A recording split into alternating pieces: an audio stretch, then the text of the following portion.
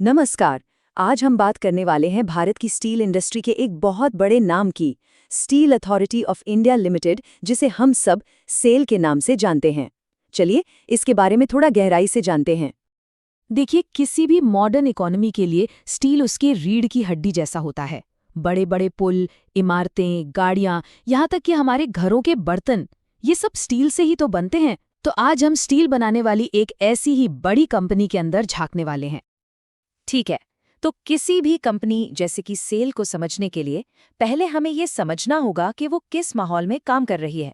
तो चलिए सबसे पहले दुनिया की अर्थव्यवस्था पर एक नज़र डालते हैं।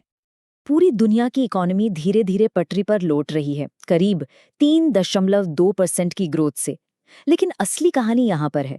जो उभरती हुई अर्थव्यवस्थाएं हैं वो 4.1% की रफ्तार से बढ़ रही हैं, यानी एडवांस्ड इकोनॉमी से कहीं ज्यादा तेज। और ये एक बहुत बड़ा बदलाव है। अब ये चीज हमें एक बड़े सवाल पर ले आती है। जब अर्थव्यवस्था इस तरह बदल रही है तो इसका स्टील मार्केट पर क्या असर पड़ता है? इसका जवाब काफी हद तक एक देश पर टिका है, चीन। आप सोचिए, दुनिया का आधे से ज्यादा स्टील लगातार चीन ही बना रहा है। ये दिखाता है कि प्रोडक्शन पर उनका कितना कंट्रोल है। लेकिन चीन के अलावा बाकी दुनिया में एक अलग ही कहानी चल रही है। एक तरफ भारत और अमेरिका जैसे देश हैं जो अपना स्टील प्रोडक्शन बढ़ा रहे हैं। वहीं दूसरी तरफ जर्मनी और जापान जैसी पुरानी इंडस्ट्रियल पावर हैं जो प्रोडक्शन कम कर रही हैं। इससे साफ पता चलता है कि स्टील का भविष्य कहाँ बन रहा है। और यहीं पर भारत की एंट्री होती है। जहां पूरी दुनिया के मार्केट में थोड़ा उतार चढ़ाव है, वहीं भारत एक चमकते हुए सितारे की तरह उभर रहा है। कोविड के बाद से भारत की अर्थव्यवस्था ने एक जबरदस्त वी शेप रिकवरी दिखाई है और आगे के अनुमान भी काफी मजबूत हैं। यही वजह है कि भारत दुनिया की सबसे तेजी से बढ़ती बड़ी अर्थव्यवस्थाओं में से एक है। तो इसका सीधा सा मतलब ये है कि ये जो आर्थिक ग्रोथ है वो सीधे सीधे स्टील की जबरदस्त डिमांड में बदल जाती है।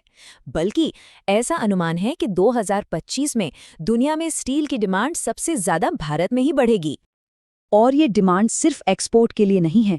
भारत का अपना घरेलू बाजार बहुत मजबूत है। यहाँ स्टील की खपत उसके प्रोडक्शन से भी ज्यादा है। ये दिखाता है कि देश के अंदर ही स्टील की कितनी जरूरत है, और यही सेल जैसी कंपनियों के लिए एक बहुत बड़ा मौका है। तो अब जब हमने दुनिया और देश का पूरा माहौल समझ लिया है, तो चलिए अब फोकस करते हैं आज के हमारे स्टार पर, steel authority of India limited यानी सेल पर। सेल के काम का पैमाना समझने के लिए चलिए कुछ आंकड़ों पर फटाफट नजर डालते हैं। वित्त वर्ष 26 के पहले 9 महीने में ही सेल ने करीब 26 मिलियन टन लौह अयस्क यानी आयरन ओर निकाला। और उस अयस्क से उन्होंने 14 मिलियन टन से भी ज्यादा कच्चा स्टील तैयार किया। और आखिर में उन्होंने 14.6 मिलियन टन से ज्यादा स्टील बेच भी दिया। मतलब जमीन से अयस्क निकालने से लेकर बाजार में बेचने तक ये एक बहुत बड़ा ऑपरेशन है। तो सवाल ये है कि ये सारा स्टील आखिर जाता कहाँ है? सेल असल में बनाता क्या है? चलिए देखते हैं। सेल कई तरह के प्रोडक्ट्स बनाता है, लेकिन सबसे बड़ा हिस्सा लगभग 29% हॉट रोल्ड प्रोडक्ट्स का है। ये वो कॉइल्स और शीट्स होती हैं जिनसे गाड़ियों के पार्ट्स, पाइप्स और दूसरी कई इंडस्ट्रीज का सामान बनता है।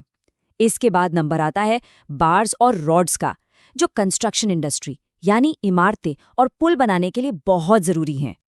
बिल्कुल, इतना प्रोडक्शन और बिक्री तब तक कोई मायने नहीं रखती जब तक कंपनी आर्थिक रूप से मजबूत न हो। तो चलिए अब सेल के फाइनेंशियल परफॉर्मेंस पर भी एक नज़र डालते हैं। इससे पहले कि हम आंकड़ों पर जाएं, एक जरूरी टर्म समझ लेते हैं, PAT यानी प्रॉफिट आफ्टर टैक्स। सारे खर्चे और टैक्स चुकाने के बाद जो पैसा बचता है वही कंपनी की असली कमाई है, असली बॉटम लाइन। तो ठीक है, वित्त वर्ष 26 के पहले 9 महीनों में सेल ने 79,000 करोड़ रुपए से ज्यादा का टर्नओवर किया और 1554 करोड़ रुपए का प्रॉफिट आफ्टर टैक्स कमाया। ये आंकड़े कंपनी की प्रॉफिटेबिलिटी को साफ साफ दिखाते हैं। कंपनी कितनी स्थिर है, ये जानने का एक और तरीका है डेट टू इक्विटी रेशियो। इसे आसान भाषा में ऐसे समझिए, कंपनी की अपनी हर 1 रुपए की संपत्ति पर सिर्फ 62 पैसे का कर्ज है। ये एक बहुत ही अच्छा और हेल्दी बैलेंस है और कंपनी की अच्छी वित्तीय सेहत का संकेत है। तो इस पूरी चर्चा के बाद हम एक आखिरी सवाल पर आके रुकते हैं। भारत बहुत तेजी से आगे बढ़ रहा है और स्टील इस तरक्की की बुनियाद है। तो क्या सेल और भारत के दूसरे स्टील के दिग्गज इस मौके का फायदा उठाकर सिर्फ देश में ही नहीं बल्कि पूरी दुनिया में अपनी चमक बिखेर पाएंगे? ये एक ऐसा सवाल है जिसका जवाब हमें आने वाले सालों में मिलेगा।